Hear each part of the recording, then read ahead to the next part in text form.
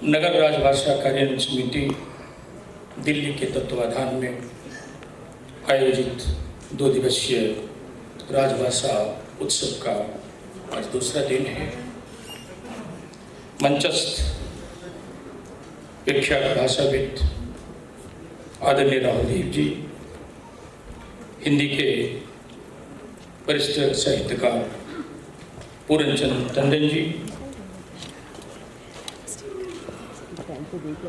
और मंचस्थ बैठे हुए हैं,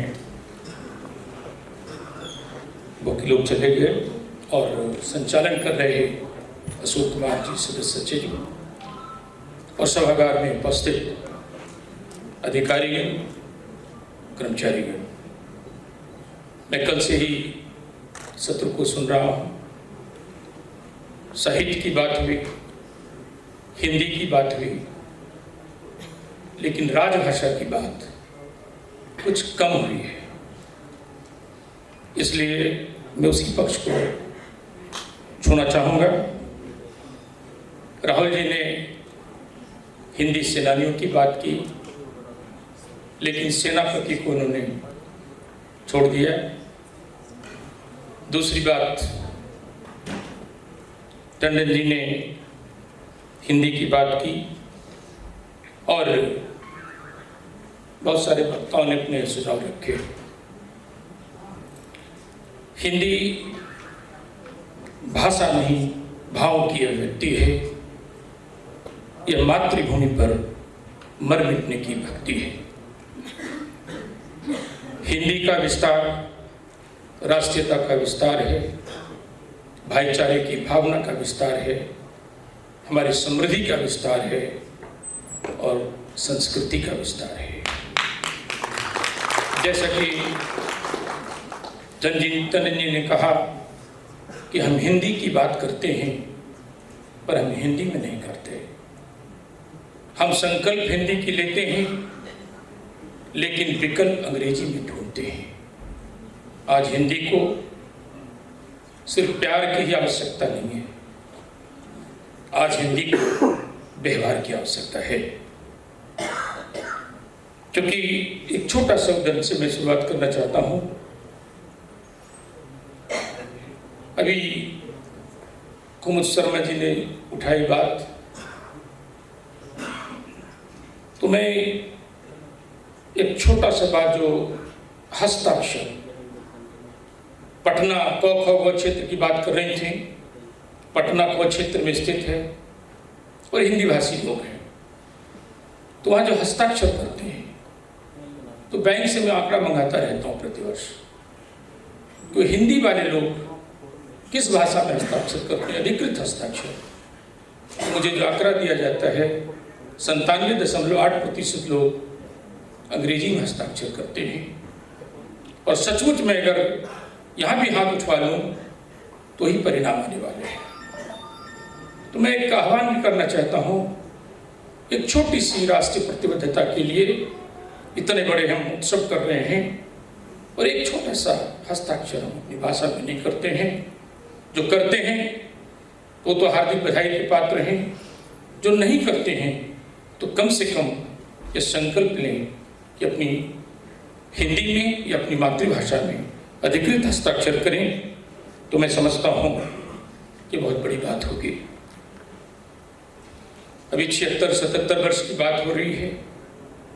मैं देखता रहा हूँ, मैं 26 वर्षों से किसी न किसी मंत्रालय के हिंदी सलाहकार समिति का सदस्य लगातार रहा हूँ। मैं जहाँ देखता हूँ कितने प्रचार प्रसार होते हैं, फिर भी हिंदी 77 वर्षों में थोड़ी बहुत पगडंडी पे तो आई है, लेकिन वो राजपथ पर कब आएगी? आज इसे ईमानदारी से इसका समाधान खोजने की आवश्यकता है, इस पर विचार करने की आवश्यकता है। क्योंकि किसी भी राष्ट्र के 3 आवश्यक तत्व अवश्य होने चाहिए। किसी देश का राष्ट्रध्वज हो, राष्ट्रगान हो और राष्ट्रभाषा हो। राष्ट्रध्वज हमने किसी पार्टी के चरखे को निकालकर अशोक देवान प्रिय के चक्र को लगा के हमने निर्माण किया। राष्ट्रगान हमें कवि रविन्द्रनाथ टैगोर के सौजन्य से प्राप्त हो, लेकिन राष्ट्रभाषा के मामले में हम चूक गए। अगर हम आजादी के सुमुहूर्त बेला पर हिंदी को अगर राष्ट्रभाषा घोषित कर दिए होते तो मुझे लगता है कि आज मुझे हिंदी की प्रचार प्रसार करने की आवश्यकता नहीं होती, हिंदी सेनानी की बात करनी नहीं होती, सेनापति की बात नहीं करनी पड़ती, क्योंकि कोई भी देश अपनी भाषा का प्रचार नहीं करता है। हम करते हैं। क्यों करते हैं? क्योंकि सभी लोग अपनी भाषा में काम करता है, इसलिए प्रचार नहीं करता है। हम काम नहीं करते हैं, इसलिए हम प्रचार करते हैं।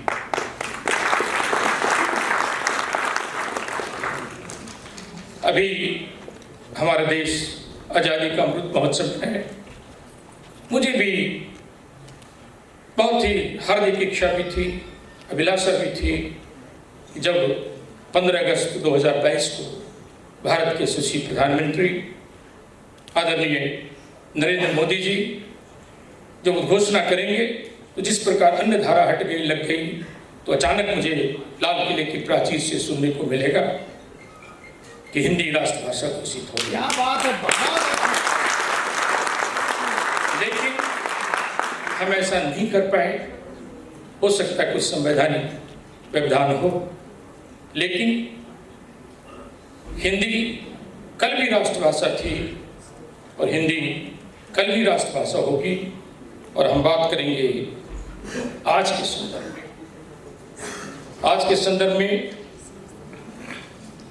भारत सरकार के कार्यालय के लोग बैठे हुए हैं। भारत सरकार अथक प्रयास करती है। केंद्रीय हिंदी समिति प्रधानमंत्री की अध्यक्षता में है, जिसमें मंत्रिमंडल के वरिष्ठ सदस्य उनके सदस्य होते हैं और भारत के लघु प्रतिष्ठित साहित्यकार विद्वान लोग इसमें सदस्य होते हैं। और हिंदी किस प्रकार देश में चले, कार्यालय में चले, उसका प्रारूप तय करती है। उसके बाद केंद्रीय गृह मंत्री की अध्यक्षता में समिति बनी है क्रियान्वयन के लिए, और संसदीय राजभाषा समिति है। कार्यालय के लोग को पता होगा कि संसदीय राजभाषा समिति क्या होती है। उसमें 20 लोकसभा के सदस्य, 10 राज्यसभा के सदस्य होते हैं और ये 30 सदस्य मिलकर 3 उप समितियां में बढ़ती हैं। और पूरे भारतवर्ष में जितने भी सरकार के कार्यालय हों, उपक्रम के कार्यालय हों, बैंक के कार्यालय हों, उसमें जाकर के कार्य किस तरह से क्रियान्वयन हो, उस पर दौड़ा निरीक्षण करती है। और एक पहली समिति है। सारी समितियां संसद के प्रति उत्तरदायी होती है और यह समिति सीधे राष्ट्रपति को अपना प्रतिवेदन देती है और वहाँ से जो अध्यादेश बनकर कानून बनता है तो उसको मंत्रालय के सलाहकार समिति के सदस्य और भी लागू कराने में, इसके लिए राजभाषा विभाग भी है और बहुत सारे कार्यालयों की अपनी राजभाषा कानून समिति है। नराकास है, जो नरकास नगर भर में बड़े बड़े नगरों में बनाए गए हैं और मुझे लगता है कि 700 से अधिक नराकास पूरे देश में है। और सेनानियों तो कितने होंगे उस पर मैं जाना नहीं चाहता। दूसरी बात कि 14 सितंबर 1949 को जब हमने राजभाषा को, हिंदी को प्राधिकृत किया, पारित किया, तो हमने 15 वर्ष की छूट दे डाली। कि भी कई वक्ता बोल रहे थे कि हिंदी समृद्ध होगी तो लगेगी। कब तक समृद्ध होगी हिंदी? क्या 77 साल कम नहीं होते? लेकिन 15 साल में संविधान निर्माताओं का होगा कि हिंदी समृद्ध हो जाएगी और अंग्रेजी को हस्तांतरित कर देंगे। लेकिन हमने 1965 में हिंदी लागू हो जानी चाहिए, उससे पहले हमने 1963 में एक संसदीय संकल्प पारित किया, जो भी तत्कालीन गृह मंत्री हिंदी के प्रबल समर्थक लाल बहादुर शास्त्री जी द्वारा पास करवाया गया। उसमें धारा 3(3) का निर्माण हुआ। कार्यालय के लोग जानते हैं कि धारा 3(3) क्या है। हम लोग भी कभी कार्यालय में जाते तो पूछते हैं कि धारा 3(3) का पालन करते कि नहीं करते, कितना करते।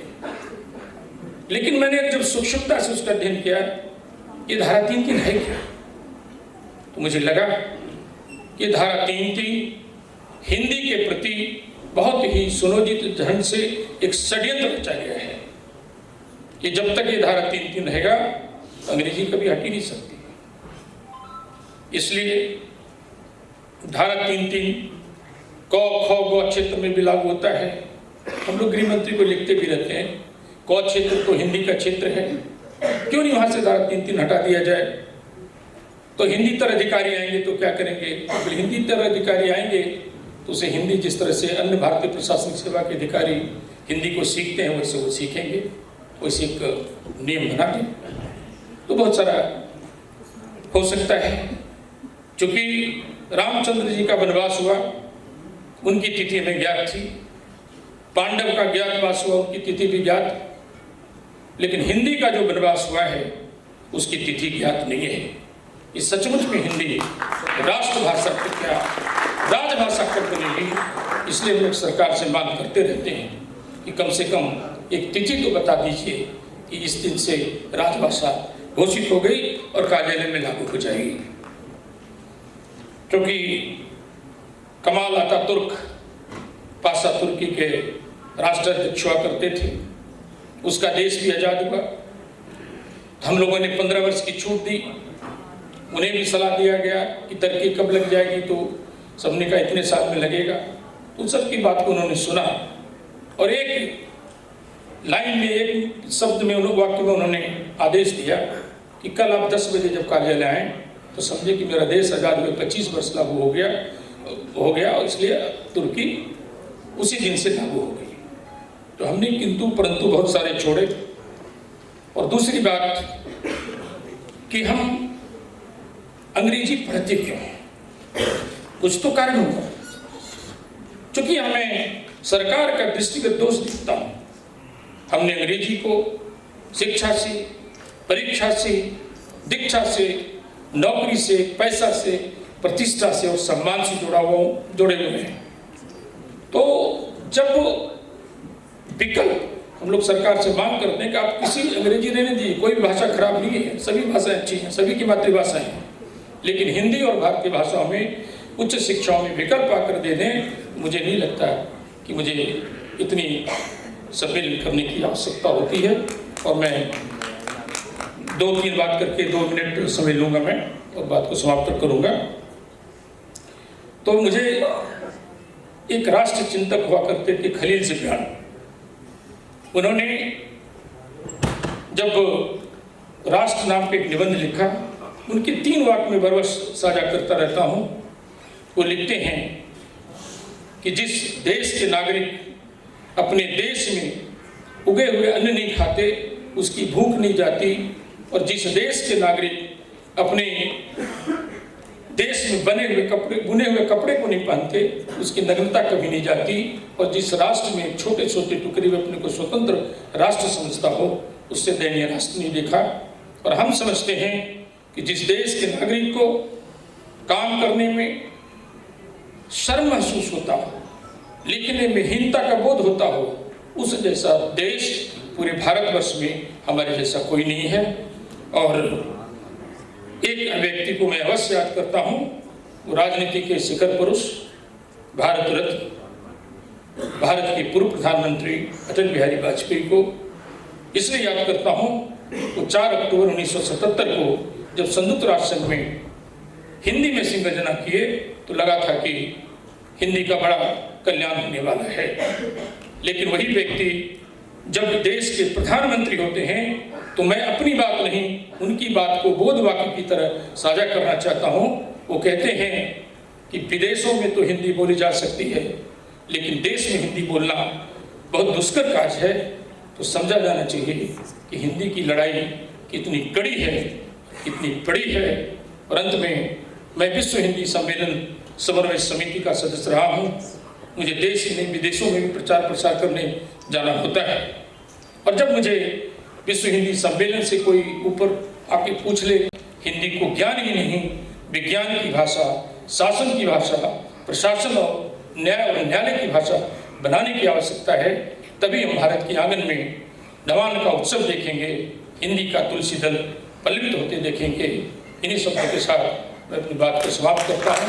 धन्यवाद।